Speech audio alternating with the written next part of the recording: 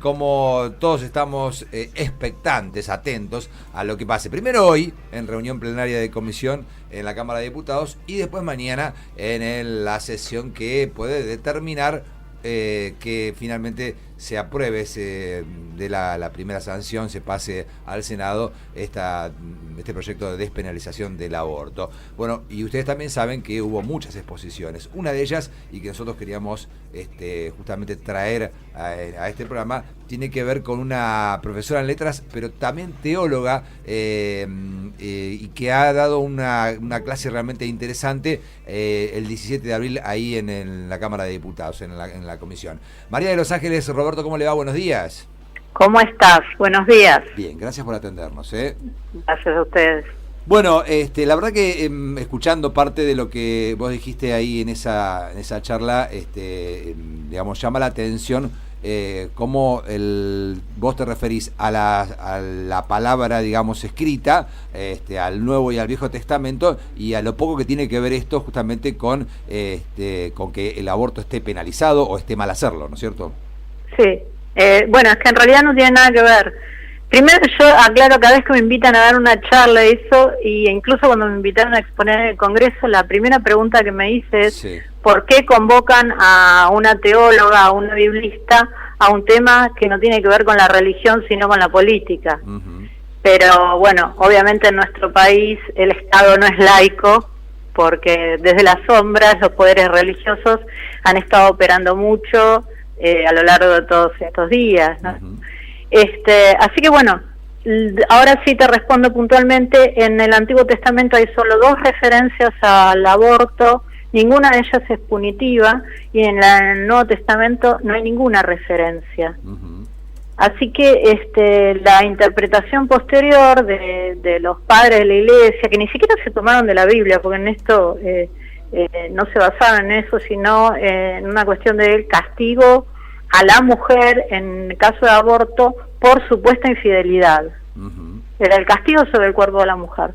Y tampoco empezó en los primeros siglos del cristianismo, es muy posterior. Claro, vos de alguna manera también explicás que aquel mandamiento del no matarás justamente no está relacionado con el aborto, porque se mandaba a abortar.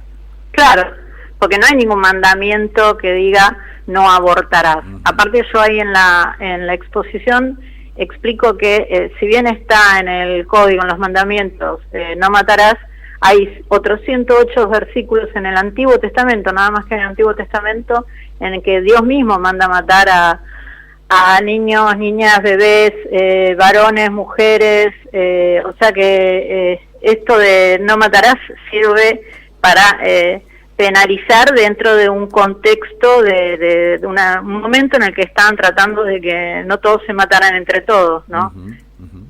En este caso, vos, al ser conocedora de las Sagradas Escrituras, de todo el estudio que tenés adelante sobre esto, ¿te hace creer exactamente, justamente en todo lo que está escrito ahí, digamos, o te hace justamente al revés, entender como que esto fue armado por los hombres? Mira, es una lectura, para mí, yo de base siempre aparte le hago la lectura literaria que viene de mi primera formación, sí, ¿no? Que es la de profesora en letras. Claro. Entonces, para mí la mirada literaria influye mucho y me interesa mucho cómo es la construcción de todos los relatos que se fueron armando. Entonces, estos 2 párrafos del Antiguo Testamento que te cuento están en el entramado de lo que es la parte de las leyes de la Biblia, ¿no? Uh-huh. Hay partes que son más poéticas, y la primera mirada es esa. Tengo una mirada desde la fe, pero no tengo una mirada desde la fe clausurada y obtusa, o sea, abierta, ¿no? Yo soy cristiano, soy protestante, no pertenezco a la Iglesia Católica, soy metodista, uh-huh. Y tengo esta mirada de que sé que la Biblia es un relato que fue escrito a lo largo del tiempo por diferentes hombres. Uh-huh. Entonces hay que ubicar todo eso en un contexto determinado. Hola, ¿cómo estás? Hola, Lucía, ¿cómo estás? Bien. Quería consultarte sobre el cierre de tu intervención, que fue bastante conmovedor y contundente, en el que expones la idea de que si Jesús pudiera elegir de qué lado estar en este debate, estaría del lado de nosotras, de las mujeres que buscamos la despenalización del aborto. ¿Cómo argumentás esto frente a los cristianos y cristianas que están completamente en la vereda opuesta y dicen defender las dos vidas? Porque Jesús no fue un Jesús de opresión para las mujeres. Jesús fue Jesús de liberación para las mujeres.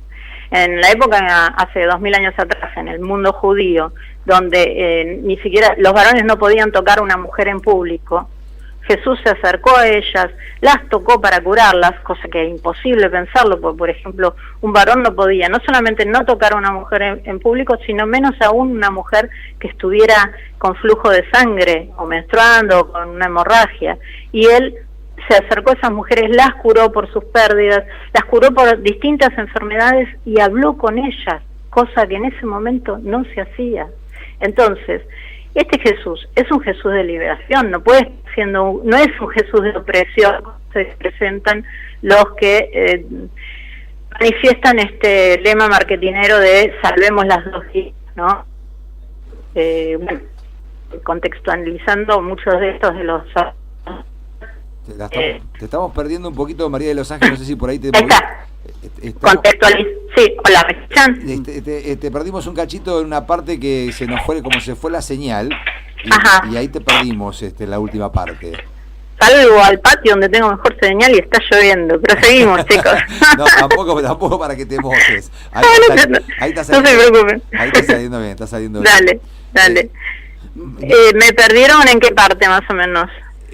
No, está bien, igual más o menos la idea quedó clara, pero acá Nico te quería preguntar algo. Buen día, María. Nicolás Núñez te saluda. ¿Cómo estás, Nicolás? Bien. Bien, ¿por qué crees que la Iglesia no realiza esta interpretación que haces vos o no toma esta postura que tenés vos? ¿Por qué la Iglesia está tan reticente a tener otra mirada un poco más abierta, sobre todo teniendo en cuenta que hay tiempos de cambio y cambios de verdad en la Iglesia? Sí, te cuento que la Iglesia... confesó hace un mes, el Consejo Episcopal Argentino admitió que sus expectativas de máxima con respecto al aborto habían bajado y admitió no solamente estas cosas que digo yo y todas las teólogas feministas que estamos haciendo relecturas con una interpretación feminista, sino lo mismo, que no hay textos bíblicos relacionados con el aborto, que recién a partir del siglo XIV empezaron los padres de la Iglesia a pronunciarse con respecto al aborto. O sea, ellos admiten todas estas cosas, porque además saben que histórica y bíblicamente no tienen asidero.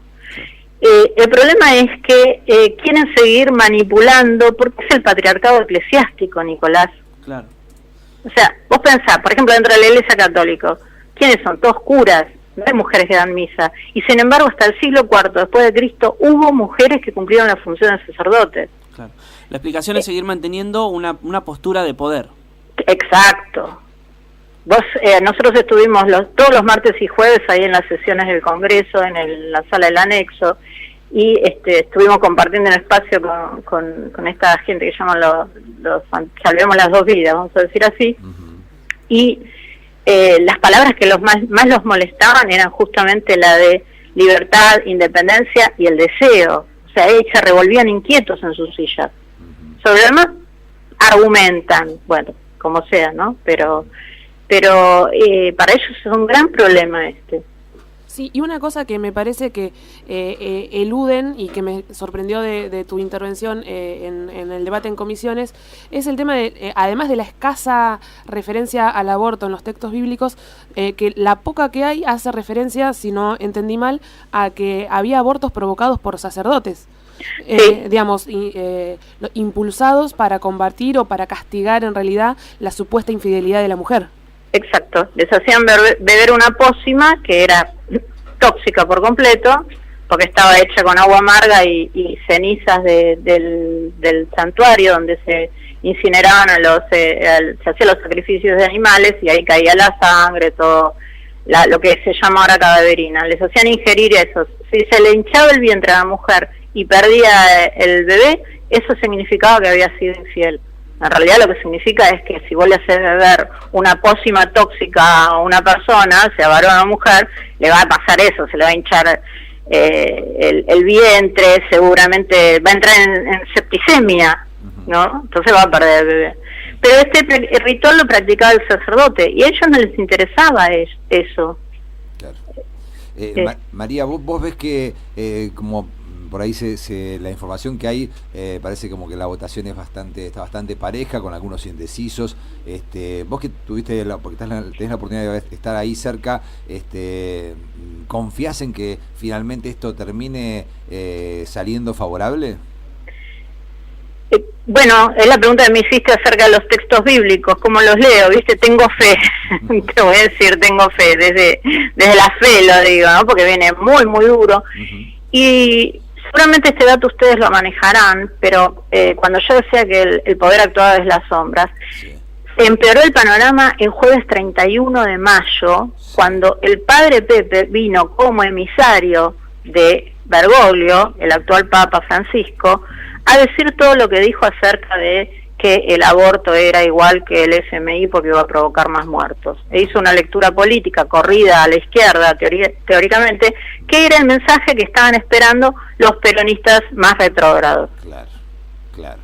Digamos que fue un avance importante de la Iglesia en el último tiempo, y es más, se ve también, yo decía, ayer lo mencionaba también, ¿no? Esta aparición del logo de Salvemos las Dos Vidas, que ha crecido mucho en los últimos días. Es como que hubo una campaña, como que reforzaron la campaña en los últimos días.